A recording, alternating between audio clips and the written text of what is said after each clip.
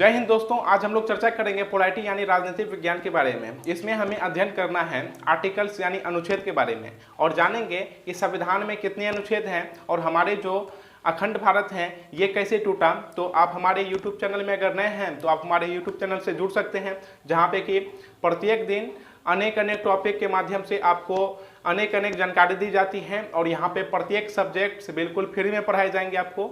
और अगर आप नए हैं तो आप हमारे YouTube चैनल में जुड़ जाएं। तो चलिए शुरू करते हैं आज के नए टॉपिक और नए सब्जेक्ट्स पोलाइटी यानी राजनीतिक विज्ञान के बारे में, जिसमें हमें अध्ययन करना है। आज हम लोग अध्ययन करेंगे भाग 1 के बारे में, ठीक है। जानेंगे भाग 1 में क्या विशेषताएं हैं। अनुच्छेद की अगर बात करें तो संविधान में 395 अनुच्छेद है, ठीक है, 395 अनुच्छेद है। लेकिन भाग की बात करें तो भाग कितनी है, 22 है। ये संविधान में वर्णित है, ठीक है। और ये जो है संविधान में जो वर्णित है, जिसे हम लोग कॉन्स्टिट्यूशंस कहते हैं, इसी से हमें पता चलता है कि हमारे क्या अधिकार हैं, हमारे क्या फंडामेंटल्स हैं, हमारी क्या फंडामेंटल्स ड्यूटीज हैं, ठीक है। इसमें हमें अध्ययन करना है भाग 1 के बारे में, भाग 1 में, ठीक है। इसी प्रकार से भाग 22 है, जिसे हम लोग चैप्टर कहते हैं, ठीक है। भाग 1 में संघ राज्य क्षेत्र का वर्णन है, संघ तथा राज्य क्षेत्र, ठीक है। इसमें अगर अनुच्छेद की बात करें तो इसमें अनुच्छेद 1 से 4 तक है, 1 से 4 तक इसमें क्या है, अनुच्छेद है। किसमें, संघ राज्य क्षेत्र यानी भाग 1 में 1 से 4 तक अनुच्छेद है, ठीक है। पहला अनुच्छेद की अगर हम लोग चर्चा करें, अनुच्छेद 1 की, तो इसकी क्या विशेषता है। एक कहता है जो भारत है ये राज्यों का क्या है, यूनियन है, यूनियन यानी संघ है। भारत क्या है, राज्यों का यूनियन यानी क्या है, संघ है, ठीक है। यानी भारत के जो राज्य हैं, 28 राज्य हैं, वे भारत से कभी भी अलग नहीं हो सकता है, ठीक है। ये यूनियन की विशेषता है। लेकिन जो कॉन्फेडरल या फेडरल होते हैं उनके राज्य भारत से उनके राज्य जो हैं अपने देश से अलग हो सकते हैं, ठीक है। जैसे बात करें को फेडरल, फेडरल और यूनियन के बारे में, इसकी विशेषताएं क्या हैं, ठीक है। जो को फेडरल रहते हैं इसके राज्य जो हैं अलग हो सकते हैं, जिसे हम लोग परिसंघ कहते हैं, ठीक है। को फेडरल का मतलब होता है परिसंघ। जैसे कि अमेरिका में 50 क्या है राज्य हैं, तो वहाँ के 50 अलग अलग क्या हैं, फ्लैग्स हैं, झंडे हैं, वहाँ पे 50 अलग अलग रूल्स हैं, नियम हैं, ठीक है। तो वहाँ के जो राज्य हैं अगर चाहे, ठीक है, अमेरिका के राज्य जैसे अलास्का हो गए तो वे अलग हो सकते हैं। और फेडरल का मतलब होता है ये भी संघ ही होता है, लेकिन यहाँ के भी राज्य अलग हो सकते हैं फेडरल का। लेकिन जो यूनियन होता है ये कभी भी अलग नहीं हो सकता। ये सब अलग हो सकता है, लेकिन जो यूनियन होते हैं, जैसे कि हमारे देश जो है ये क्या है, यूनियन है ना, यानी संघ है, तो ये कभी भी अलग नहीं हो सकते हैं। ये भाग क्या कहा गया है, अनुच्छेद 1 में कहा है भारत राज्यों का संघ है, ठीक है। और ये जो है यानी किस राज्य को कहाँ पे रखा गया है ना, राज्य को, जितने भी राज्य हैं भारत के, इसे पहली अनुसूची में रखा गया है, अनुसूची, ठीक है। अनुसूची भी एक प्रकार का क्या है, इसी का अध्याय है, संविधान का ही एक भाग है, ठीक है। 12 अनुसूची है संविधान में, ठीक है, जिसमें कि पहली अनुसूची को है ना, यानी राज्य को कहाँ पे रखा गया है, संविधान के पहली अनुसूची में रखा गया है। और कहा गया है कि जो संविधान है यानी अनुच्छेद 1 में कहा गया है कि भारत को 3 प्रकार का अधिकार दिया जाता है, ठीक है। भारत में क्या है, राज्य है, ठीक है, और क्या है, यूटी है, यूटी मतलब यूनियन टेरिटरी, जो केंद्र शासित प्रदेश है। और तीसरा में क्या है, अर्जित भूमि। अर्जित भूमि का मतलब होता है कि जो हमारे देश नहीं है, जो हमारे राज्य नहीं है, अगर वो भारत में मिलना चाहता है तो बिल्कुल मिल सकता है, ठीक। भारत है, भारत में क्या है, राज्य है, यूटी है, और अर्जित भूमि अगर नहीं है, अभी अर्जित भूमि 0 है, और यूटी की बात करें तो 8 है, और स्टेट्स की बात करें तो ये 28 है, ठीक है। अगर कोई भी देश या कोई भी अगर राज्य भारत में मिलना चाहता है तो उसे मिलाया जा सकता है, ठीक है। जैसे कि पाकिस्तान से विवादित है बलूचिस्तान, तो बलूचिस्तान को भारत में अगर मिलना हो तो मिलाया जा सकता है, ठीक है। ये संविधान में वर्णित है, ठीक है। अब हम लोग बात करते हैं अनुच्छेद 2 में। अनुच्छेद 2 में है कि जो भारत है, ठीक है, ये जो विदेश यानी कि भारत से बाहर जो राज्य हैं यानी विदेशी राज्यों को भारत में मिलाया जा सकता है, ठीक है।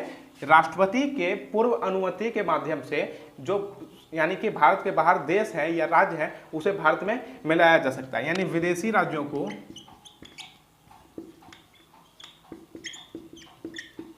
भारत में मिलाया जा सकता है, यानी जो विदेशी राज्य है उसे भारत में मिलाया जा सकता है। ठीक है, जैसे कि 16 मई 1975 को क्या किया गया, सिक्किम को भारत में मिला लिया गया, सिक्किम को भारत में मिला लिया गया। ये जो है ये भारत का क्या बन गया, 22वां राज्य बन गया, 22वां राज्य बन गया। लेकिन ये जो सिक्किम जो है ये पहले भारत का राज्य नहीं हुआ करता था। ठीक है, इसे 35वां संविधान संशोधन 1974 के माध्यम से सहराज्य बनाया गया।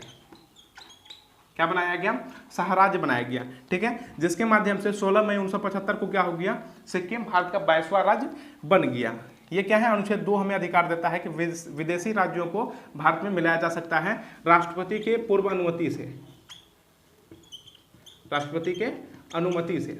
ठीक है, जो भारत के बाहर राज्य हैं उसे मिलाया जा सकता है।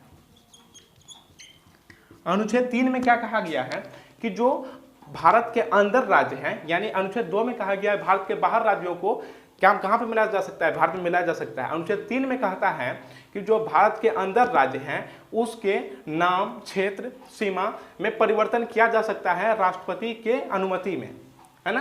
यानी कि राष्ट्रपति के अनुमति के माध्यम से, राष्ट्रपति के अनुमति के माध्यम से, है ना, जो भारत के अंदर राज्य हैं, जो भारत के आंतरिक राज्य हैं यानी अंदर राज्य हैं, इसके नाम, क्षेत्र, सीमा में परिवर्तन किया जा सकता है। नाम, क्षेत्र, सीमा में क्या किया जा सकता है, परिवर्तन किया जा सकता है। जैसे कि अगर बात जो मध्य प्रदेश है, मध्य प्रदेश से अलग हुआ था छत्तीसगढ़ 1 नवंबर 2000 ईस्वी को, 1 नवंबर 2000 ईस्वी को मध्य प्रदेश से छत्तीसगढ़ क्या हो गया था, अलग हो गया था। उत्तराखंड की बात करें, ये यूपी से अलग हुआ था, यूपी से अलग हुआ था 9 नवंबर 2000 ईस्वी को।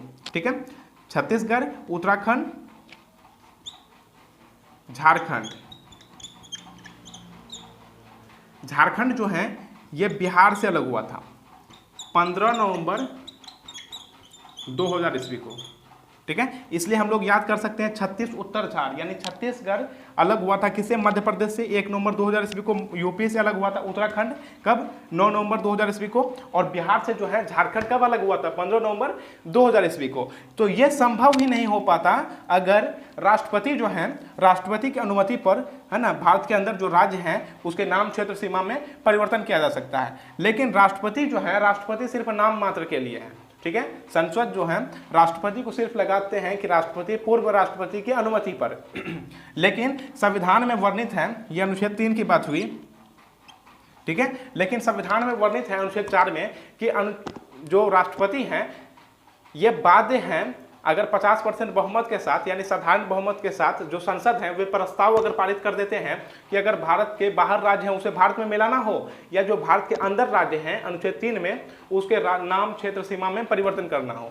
ठीक है, तो ये संसद 50% बहुमत के साथ कभी भी पारित कर सकते हैं। ठीक है, और इसे जो है अनुच्छेद 2 और 3 को संशोधन यानी कि अनुच्छेद 368 से बाहर रखा गया है ना, जो संशोधन है अनुच्छेद 368 इससे बाहर रखा गया है। इसलिए संसद जब चाहे इसके नाम, क्षेत्र, सीमा में परिवर्तन कर सकता है या भारत के किसी भी राज्य को भारत में मिलाया जा सकता है, भारत के बाहर किसी भी राज्य को। अब हम लोग बात करते हैं अनुच्छेद 4 के बारे में। ठीक है, अनुच्छेद 4 में कहा गया है कि ये जो है अनुच्छेद 2 और 3 का प्रावधान, जो अनुच्छेद 2 एवं 3 है इसे अनुच्छेद संशोधन से बाहर रखा गया है, संशोधन यानी 368 से बाहर रखा गया है।